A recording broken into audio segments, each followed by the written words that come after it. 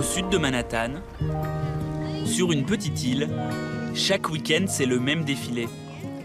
Des milliers de poussettes envahissent Governor Island, une ancienne base militaire transformée pendant 4 mois en un petit paradis pour enfants.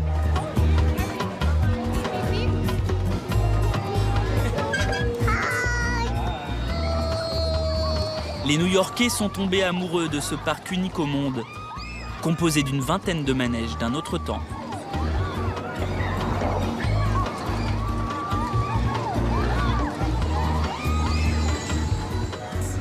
C'est vraiment très amusant. C'est fantastique, c'est exactement ce qu'on imaginait. Le réalisateur de ce rêve américain est français. Cet homme qui fait le show avec son petit klaxon. Régis Masclé, 58 ans, est l'un des plus gros collectionneurs de vieux manèges en France. Il n'en revient toujours pas d'avoir pu installer ses jouets à New York. Il y a même encore quelques mois, j'y pensais même pas. Donc voilà. Aujourd'hui, je suis venu avec des pieds de plomb parce que j'avais un peu peur quand même. Mais maintenant qu'on y est, c'est fantastique. C'est vraiment, je regrette rien du tout de cette aventure. Régis fait la tournée des stands. Il s'amuse comme un petit fou sur le bouffe-balle, un vieux jeu d'adresse. Il en oublie même de faire payer les visiteurs. J'ai droit à une autre balle? Vraiment? Vous voulez essayer? Ok. Merci. Charlie Chaplin. Oh, Charlie. Ouais.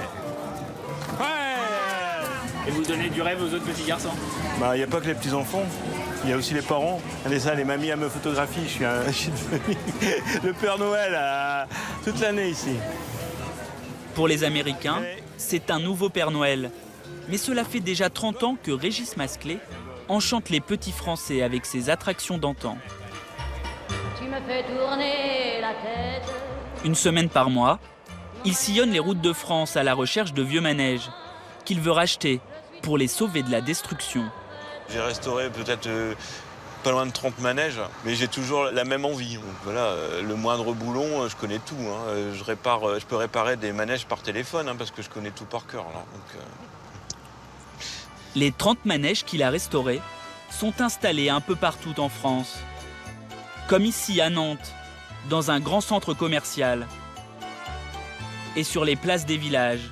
Pour 2 ou 3 euros le tour, les enfants peuvent s'amuser sur de vieux chevaux de bois ou des petites voitures années 50. sa voiture est là. Aujourd'hui, Régis a rendez-vous à Hasbrook, dans le nord de la France. Daniel! C'est bonne route? Ça va? Toi? Salut. Le collectionneur vient acheter un carrousel auprès de Daniel, l'un de ses rabatteurs.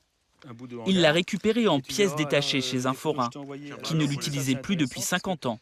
J'ai reçu ta photo, là. Non. Qu'est-ce que t'en penses? Bah écoute, tu veux filer encore du boulot, là? C'est un carrousel très rare, de la fin du 19e siècle. Il fait 13 mètres de diamètre. Alors là? Oh là là, d'accord. Ouh là là, comme je dis, il n'y a qu'un fou comme toi que ça peut m'intéresser. Régis Masclé est l'un des rares forains capables de redonner vie à cet amas de bois et de ferraille. Le pari peut paraître un peu fou. Mais Régis, là, il faut quand même de l'imagination. Mais non, mais moi, j'ai pas... Vous savez, à chaque fois qu'on restaure un manège, on n'est pas chez Ikea, il n'y a pas le plan. Donc, et ben voilà, il faut étaler, on cherche. Puis, de toute façon, tous les manèges se montent de la même façon. Et en cherchant bien, Régis va tomber sur une bonne surprise. Le décor du manège. On va les mettre là et puis on va donner un petit coup de balai pour que tu te rendes Parce que compte. ça, c'est un décor... Ouais. Ils n'ont pas eu la curiosité de regarder ce qu'il y avait en dessous. Non, parce que... Sous la poussière, des peintures réalisées il y a plus de 100 ans. Une œuvre d'art qui avait échappé à Daniel. Regarde un peu le paysage qu'on retrouve là. Regarde. Et c'est du direct, ça, regarde. Finalement, j'ai peut-être pu le vendre. Bon, heureusement qu'on a discuté du prix avant. Pour Régis, ces tôles sont un trésor. C'est vraiment le reflet d'une époque où les gens s'amusaient. À l'époque, il faut savoir qu'il n'y avait pas de télévision, hein, donc les gens allaient sur les champs de foire pour se distraire. Donc c'est vachement important, c'est comme si je découvrais un journal de cette époque-là. Donc il y a une histoire qui se raconte sur le fronton. Ce manège en kit, Régis l'a acheté 6 000 € à Daniel. On va laisser dormir notre petit manège. Il lui faudra 6 mois pour le rénover et rouvrir une page de l'histoire. Les carrousels apparaissent en France à la fin du XVIIIe siècle. Ils sont installés dans les parcs des châteaux pour distraire l'aristocratie. Un siècle plus tard, ils font leur entrée sur les champs de foire. L'ancêtre de la foire du trône, la foire au pain d'épices, est un événement dans les années 1900. En habit du dimanche, les Parisiens se bousculent pour un tour de manège. À l'époque, les attractions sont réservées aux adultes. C'est seulement dans les années 30 que des manèges sont conçus pour les enfants.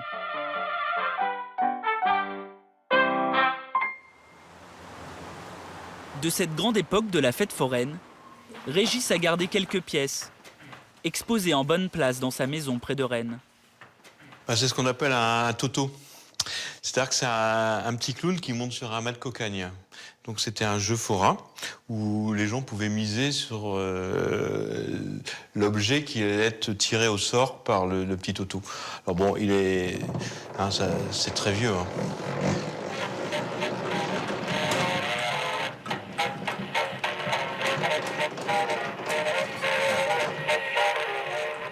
Sa passion remonte à l'enfance. Son grand-père, Amédée, était président des fêtes foraines du nord de la France. Régis le suivait partout. C'est vraiment lui qui m'a mis le pied à l'étrier, parce qu'il m'emmenait dans toutes ces fêtes foraines. Donc voilà, j'ai baigné dans un univers un peu de magie comme ça. Il y avait toujours de la bonne humeur, c'était toujours gai, voilà. Ouais, là c'est moi, j'étais tout petit, je suis sur un manège. Pourtant, Régis ne va pas suivre tout de suite les traces de son grand-père. Après des études de dessin, il entre à 20 ans dans l'une des plus grandes agences de publicité au monde. Il gravit très vite les échelons et à 22 ans, devient directeur artistique. Il crée des campagnes pour les plus grandes marques. Mais sa passion revient au galop. Il achète des attractions dont plus personne ne veut et les restaure le week-end et pendant ses vacances. Dans l'un de ses 3 hangars, Régis a conservé son premier carrousel. La particularité, c'est qu'on retrouve le mât en bois. Donc on le situe avant la guerre de 14, ce manège. Il l'a acheté 10 000 € il y a 28 ans, 60 000 francs.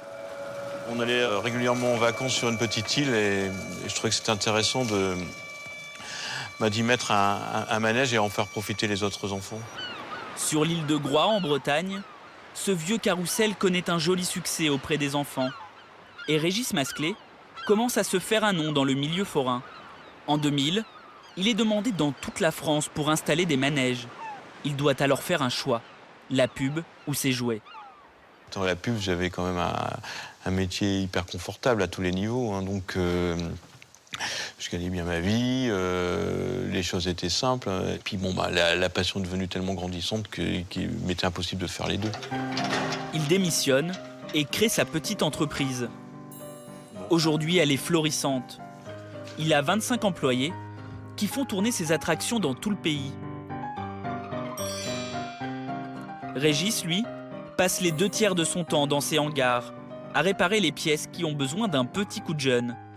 Cet orgue de 1910 n'a pas tourné depuis 2 ans. Il est un peu enroué. Et comment on connaît tout ça quand on commence au départ? À partir du moment où vous êtes passionné par quelque chose, vous essayez de comprendre. Hein. Donc, moi, je suis un autodidacte. J'ai essayé de comprendre un petit peu comment ça fonctionnait. C'est tellement simple qu'on apprend. Maintenant, je ne suis pas un virtuose de l'orgue, mais je connais le b.a.-ba. Ouais, marche. L'orgue va pouvoir quitter le hangar et rejouer sa musique au cœur d'un carrousel.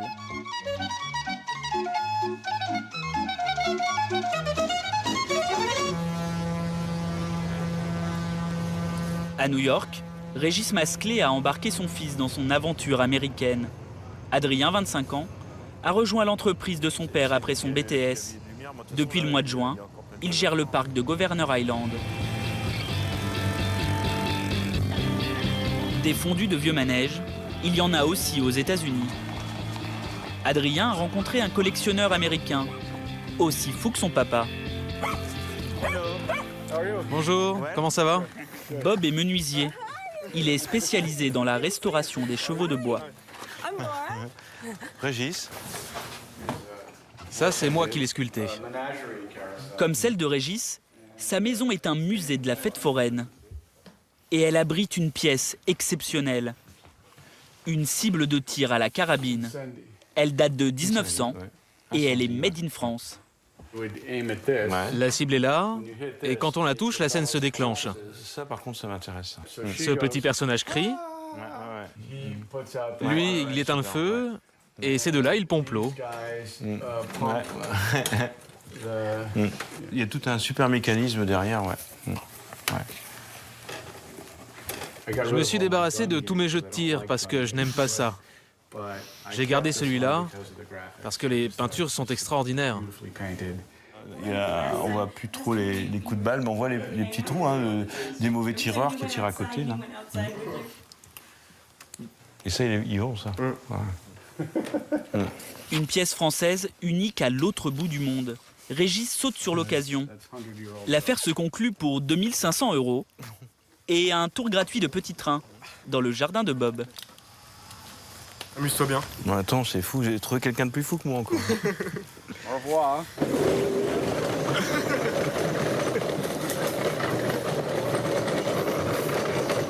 C'est génial, je suis en train de faire le tour de la propriété en train. Je sais ce que je vais me payer pour Noël. Ce manège date de 1892. On va aller en marche avant, puis en marche arrière. Vous me suivez tous? Le parc de Governor Island emploie 40 personnes, dont Michel. Ce sont tous des comédiens. Ils ont été embauchés pour assurer le spectacle et faire tourner les manèges de Régis.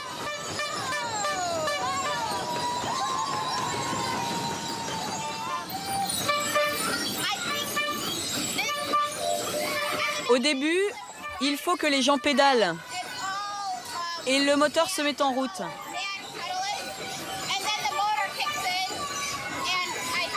Et avec cette roue, je contrôle la vitesse.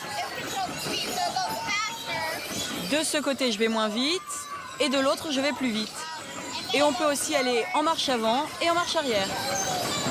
300 000 Américains ont profité des manèges de Régis cette année. Ces attractions d'autrefois resteront encore 5 ans à New York.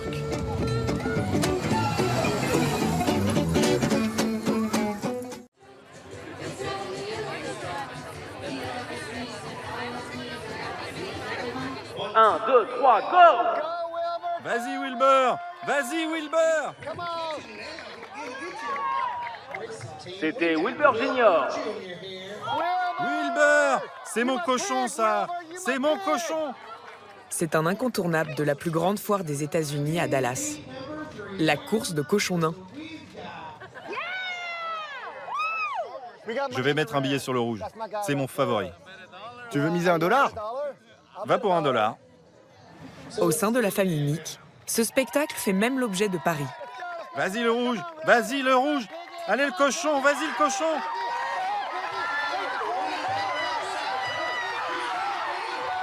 Oh non!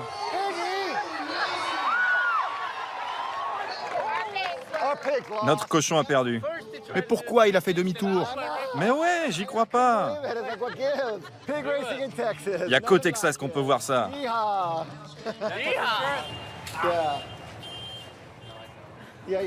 Les Mick, des Texans pur jus, veulent faire vivre une expérience typiquement américaine aux correspondants suédois de leur fils, Allez le viking! Niels.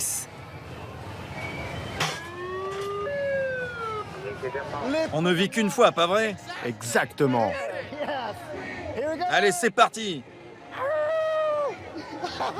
Dans les attractions comme le Technopower, lancé à 90 km/h, on a du mal à savoir qui du professeur de sciences ou du jeune de 18 ans s'amuse le plus.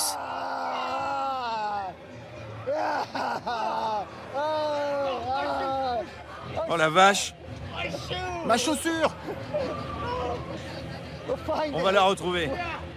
T'inquiète pas, ça valait le coup. Bon, faut que je sorte là. Ah, elle est là! Ok. C'est bon, je me sens mieux. C'est quoi la suite là? Mec, il faut vraiment qu'on fasse ça. La famille va enchaîner 5 manèges différents. C'est comme piloter un avion. Entre 8 et 10 € la place. Qu'est-ce qu'on est haut? Ouais, c'est vrai. Qu'est-ce que c'est que ça? Comment est-ce possible que vous regardiez sous ma chemise? Quelques rencontres curieuses. Ne vous inquiétez pas pour moi. Le bas est à la foire de l'Oklahoma. Comme ça, je me fais 2 fois plus d'argent. Un passage par le salon de l'agriculture locale. Regarde le tout petit. Il doit pas beaucoup marcher. C'est vrai. Il court sur pattes. Tout est plus gros au Texas. Sans oublier les spécialités culinaires. Le funnel cake américain.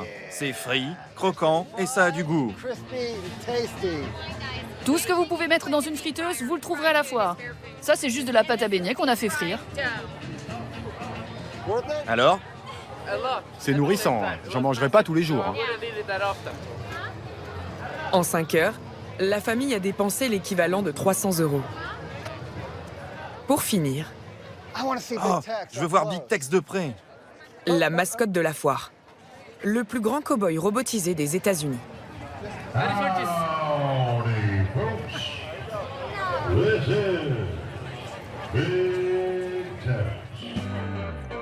La State Fair of Texas, la plus grande foire des États-Unis, accumule les superlatifs. Située au cœur de Dallas, pendant 24 jours, elle attire plus de 2,5 millions de visiteurs et génère un chiffre d'affaires de 100 millions d'euros qui augmente chaque année. Plus de 700 employés font vivre cette foire sur plus de 112 hectares, tellement grande qu'elle dispose même d'un téléphérique.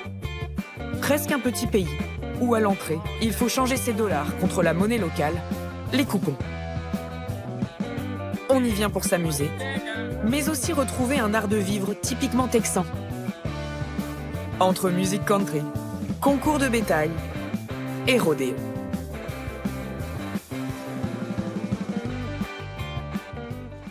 Comment ça va, les amis?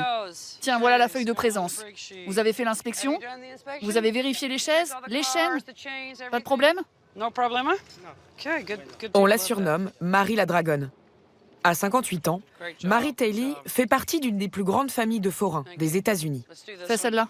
Elle possède 70 manèges qu'elle déplace dans tout le pays. Sur cette foire, elle en a installé 11. Les chaises volantes, un toboggan géant ou The Beast, une attraction à sensations fortes.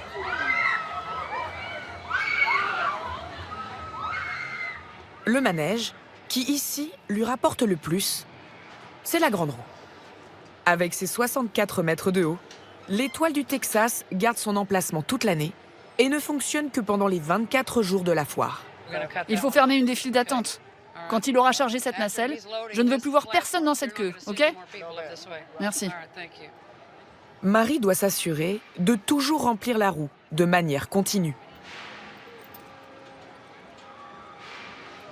J'ai besoin du poids des visiteurs pour garder l'équilibre et continuer de faire tourner la roue. Ce n'est pas une question de sécurité, mais de temps. On a très peu de jours pour la faire tourner. Donc chaque minute où je ne la fais pas fonctionner, c'est de l'argent que je perds. Chaque minute où la roue est arrêtée, c'est 150 € en moins pour Marie. Attendez, mon portable! Hey, restez assis. Gardez vos mains à l'intérieur, s'il vous plaît. Mon téléphone est tombé. Il est tout neuf et il n'a pas de protection. Je m'en fous. Pourquoi est-ce que vous le teniez à l'extérieur de la nacelle? Je le tenais à l'intérieur, mais avec le mouvement, il est tombé. Ok. Gardez vos mains, vos pieds, votre tête à l'intérieur. C'est pas compliqué. Voilà, les gens ne respectent pas les règles et ils me font perdre de l'argent. Tenez votre portable, il est cassé. Oh non, je l'ai depuis 2 jours. Merci quand même. De rien. Eh ben, c'est une première. À peine 3 minutes d'arrêt, et déjà la roue repart. Marie est multimillionnaire. Elle possède une villa de 370 mètres carrés à l'extérieur de Dallas. Mais pendant la foire, comme elle travaille tous les jours, elle préfère rester sur place. Ça, c'est ma caravane personnelle. C'est ici que je dors tous les soirs. Une caravane aussi grande qu'un appartement, 65 mètres carrés. Vous nous faites visiter ? Regardez l'organisation de ma mère. Comme elle a bien rangé le placard. Oh Taylor, referme ça. Donc là, j'ai un frigo à double porte qui est rempli de plein de bonnes choses. Parce que nous, on évite la friture. Et j'ai une cuisinière, king size. J'ai envisagé ajouter un lave-vaisselle, mais je ne cuisine pas. Alors à quoi bon ? Il y a 3 télés dans la caravane. Mais ça, c'est la plus grande. Avec un home cinéma un peu daté, mais il marche. Le canapé d'origine était vraiment pas confortable. Donc on a mis celui-là. Pousse tes pieds. Et depuis, on se bat toujours pour cette place. C'est la place de mon père. Parce qu'on peut se reposer. J'ai mis du granit un peu partout. C'est aussi bien qu'être à la maison. Et quand il pleut sur le toit, c'est comme... Oh mon Dieu, c'est le sommeil le plus réparateur de votre vie. C'est bien plus grand que le studio que j'avais pendant mes études à la fac. Je pourrais y rester toute ma vie. Pour ses 18 ans, Marie a offert à sa fille Taylor son premier manège. Celui-ci, avec les motos. Un cadeau à 120 000 €, mais avec une condition. Elle devait aller à l'université et utiliser la moitié des revenus de son manège pour payer ses études. En plus, je lui ai dit que si elle arrêtait, je lui reprenais le manège. Ce que je voulais, c'est qu'elle ne soit pas comme moi. Parce que moi, je n'ai pas été très loin dans mes études. Je ne voulais pas faire d'études, je voulais m'occuper des manèges. Et elle me disait, non, tu ne comprends pas, je veux que tu aies une expérience en dehors de la vie de forain, au cas où. Je suis très contente de l'avoir fait, j'ai une licence de droit, mais je n'ai pas continué parce que mon cœur appartient à la foire. Et maintenant, j'ai mon propre business avec 3 manèges. Son cœur appartient à la foire. Son portefeuille aussi. À 26 ans, la jeune fille gagne environ 30 000 € par mois. Fin de journée pour Taylor.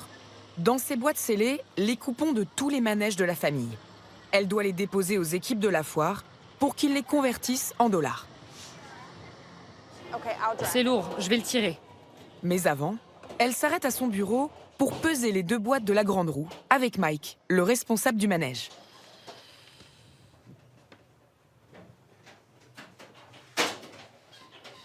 On vérifie le poids pour être sûr que le chiffre des responsables de la foire sera le même que le nôtre. C'est comme à la banque.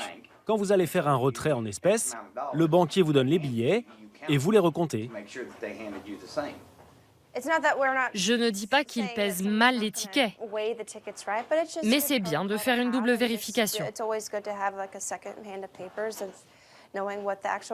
Et on ne pèse que les tickets de la grande roue parce que c'est le manège qui fait le plus d'argent. Ce soir-là, dans les boîtes, il y en a pour plus de 140 000 € de tickets. 47% seront reversés à la foire. Une commission imposée à tous les forains. La direction a donc elle aussi tout intérêt à faire dépenser le plus possible aux visiteurs.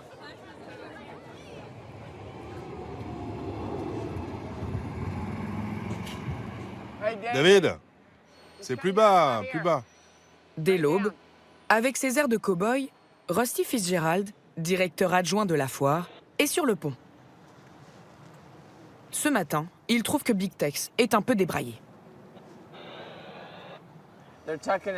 Ils sont en train de lui épingler la chemise dans le pantalon, pour pas que ça lui couvre la ceinture ou que le vent s'engouffre dedans. Ils vont arranger ça. Là, ça vous va ? Oui, on peut voir écrit Big Tex derrière. Il est prêt pour aller au bal. La State Fair of Texas a un fonctionnement unique aux États-Unis. Elle est dirigée par une association. Les bénéfices sont réinvestis dans la foire ou servent à financer des bourses pour de jeunes agriculteurs. Rusty a pour objectif d'augmenter le chiffre d'affaires de 3 à 4% par an. Et pour ça, il peut même imposer aux forains des investissements. Par exemple, l'achat d'un canon à bulles à 4 000 €. Bon, Kenny, tu peux lancer la machine, s'il te plaît? Oui, bien sûr. Regardez, quand la mousse sort, il y a un banc d'enfants qui se précipitent dedans. C'est toujours très rigolo à voir. C'est un aimant à gamins. S'il n'y a pas assez de monde dans l'attraction, on envoie les bulles et ils accourent. Et en plus, depuis qu'on a mis ce canon, les stands autour ont augmenté leurs revenus de 25%. C'est pas mal.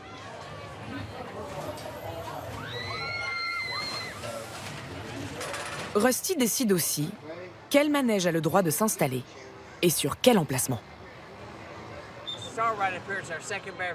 La Rousse est un de nos plus gros succès. Ça draine beaucoup de gens, mais j'ai besoin de les faire avancer, donc j'ai mis l'arrivée du téléphérique au bout, avec 2 gros manèges à côté, et du coup, ça crée une grosse avenue. Et les gens sont obligés d'y passer. Et en plus, ils peuvent avoir faim, donc j'ai ouvert des stands de nourriture, et c'est devenu ma zone la plus rentable. Sur la foire, la nourriture est ce qui génère le plus d'argent. 240 stands. Entre les cuisses de dinde géante, d'un demi-kilo. Des lasagnes frites, dans l'huile. Et des plats, dont la composition n'a pas vraiment d'importance, tant qu'il y a de la couleur et du cheddar dessus. Le best-seller, une grosse saucisse, commercialisée sous le nom de Corny Dog. Ça a quel goût? Le goût du Texas. C'est délicieux. Michael, viens par là. Ces gens aimeraient savoir pourquoi tu en es à ton 2e Corny Dog.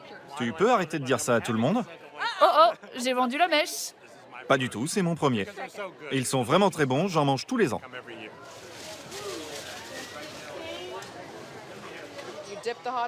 Vous trempez la saucisse dans la pâte de maïs, vous la sortez, vous la plongez dans l'huile bouillante et vous la laissez cuire jusqu'à ce qu'elle soit bien dorée. Et comment vous fabriquez la saucisse? Ah ça, je ne peux pas vous le dire, c'est un secret. C'est la famille d'Emma, les Fletcher, qui a inventé le Corny Dog. La jeune femme de 18 ans est encore étudiante et vient aider son oncle le temps de la foire. Emma, au comptoir, ça ne va pas assez vite avec les clients. Tu peux aller filer un coup de main? Ok, ça marche. Joseph est le responsable du plus gros des 7 stands de Corny Dog, vendus 10 € pièce. Et voilà, merci, bonne journée. J'ai entre 20 et 40 employés et je vends entre 8 000 et 18 000 Corny Dog par jour. Ça dépend du débit. Ça va décoller au fil de la journée, surtout quand les gens vont sortir du travail ou de l'école. Mais là, c'est déjà pas mal.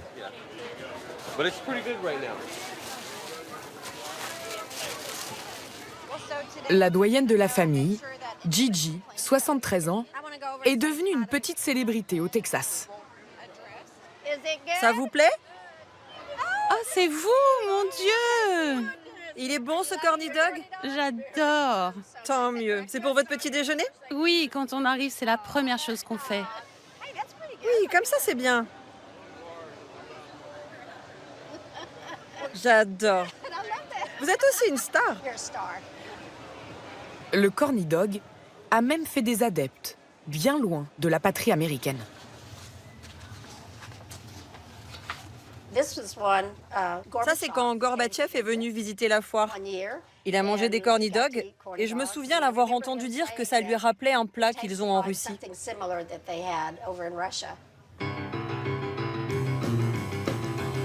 Le Corny Dog a été inventé sur ce stand pendant la foire de 1942. À l'origine, 2 frères. L'un était le beau-père de Gigi.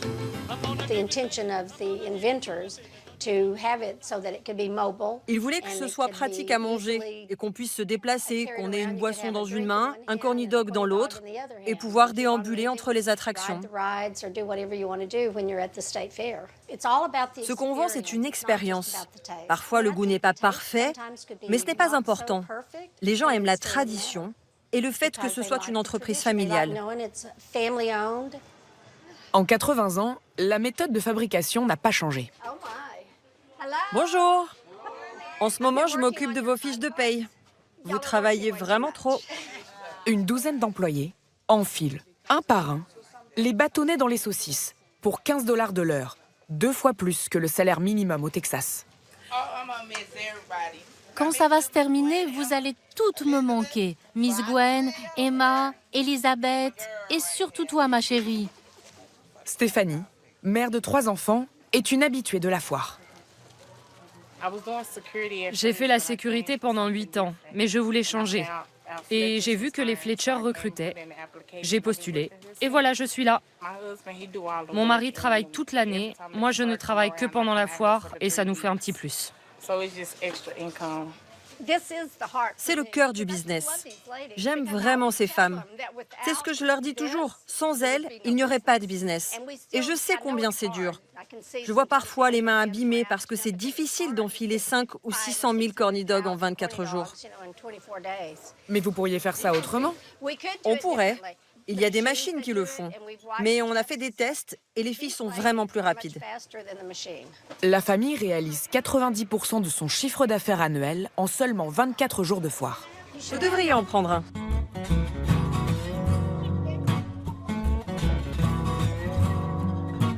À la State Fair of Texas, tout se vend, tout s'achète, les saucisses, comme les pick-up.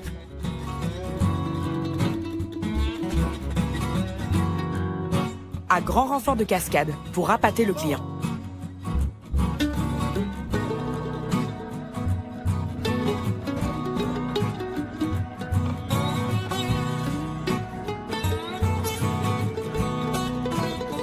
Mais la fierté absolue des Texans, c'est le cow-boy.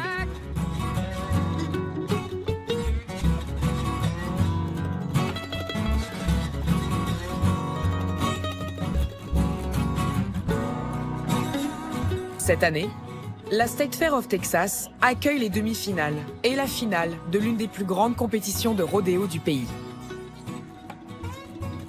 C'est dans cette arène que ce sport s'est professionnalisé pour la première fois en 1959. Allez, Gavin! Les règles sont simples. Rester le plus longtemps possible sur l'animal pour gagner le plus de points.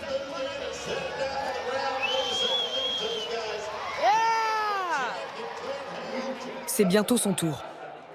Hagen Elkamp, 20 ans, 72 kilos, ne fait pas de rodéo sur des chevaux, mais sur des bêtes bien plus dangereuses.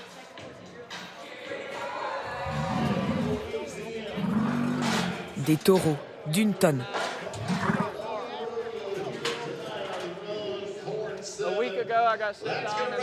La semaine dernière, je me suis fait piétiner. Ça m'a méchamment coupé la jambe. J'ai dû mettre ce gros bandage pour protéger la plaie quand ça tape contre les barrières. J'espère que ça va tenir. Il m'a aussi marché sur la tête. Donc j'ai emprunté le casque d'un ami parce qu'il a complètement détruit le mien. L'accident s'est produit pendant son dernier entraînement.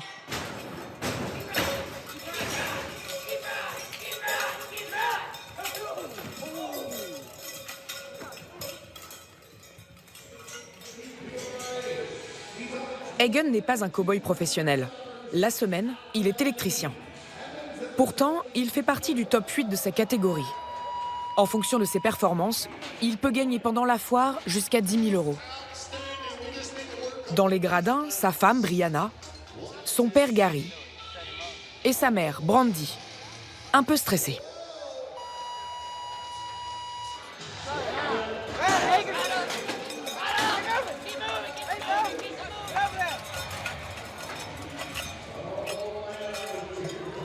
Raté. Il faut tenir au moins 8 secondes sur le taureau pour que les points soient comptabilisés. C'est de la merde! C'était vraiment nul! Oh mon Dieu! Je suis tellement déçue parce que je sais qu'il vaut mieux que ça. Santé. Egan, lui, le prend avec philosophie. Grâce à ses bons résultats de la veille, il est d'ores et déjà qualifié pour la finale. Tu sais, l'objectif, c'est de rester 8 secondes. Aujourd'hui, tu as fait 2. Si demain tu fais 4, tu seras à la moitié. Je fais de mon mieux. Là, c'est lui qui essaye de retourner une chèvre. Mais t'as trouvé ça où, maman? Depuis tout petit, Egan rêve d'être un cow-boy et de faire du rodéo. Ça, c'est la toute première fois. Ses parents étaient plutôt contre. En fait, c'est toi qui as essayé de me dégoûter, plus que maman. Je me souviens. Il essayait de me mettre sur des taureaux pour que je me fasse un peu mal et que j'ai plus envie de remonter dessus. Je voulais le décourager. Mais je suis toujours remonté dessus. Ça, c'est notre petite famille. L'année dernière, Egan est devenu papa d'une petite Charlotte. Ça ne le décourage pas de devenir professionnel, bien que le rodéo tue en moyenne 1 à 2 personnes par an. Mais vous vous dites que vous pouvez mourir en faisant ce sport? Oui. Il faut toujours avoir à l'esprit que ça peut arriver. Ça ne sert à rien d'en avoir peur. Vous montez sur des taureaux d'1 tonne, évidemment que vous allez vous blesser. Il faut garder la tête froide, et jusqu'ici, Dieu a toujours veillé sur moi. Mais à chaque fois, ça peut être la dernière, donc faut profiter. C'est aussi ce que j'aime.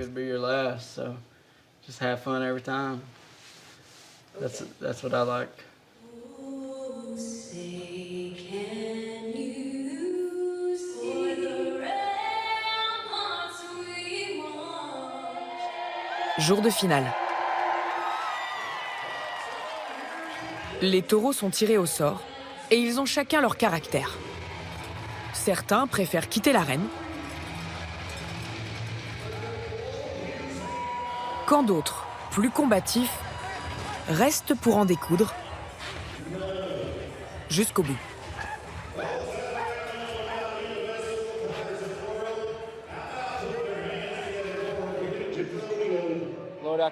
Je me présente à toi, Seigneur, pour te remercier de cette opportunité et demander ta protection sur ce taureau.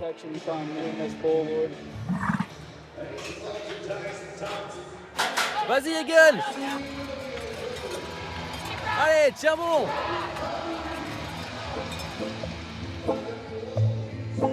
À peine 5 secondes sur le taureau. Encore raté.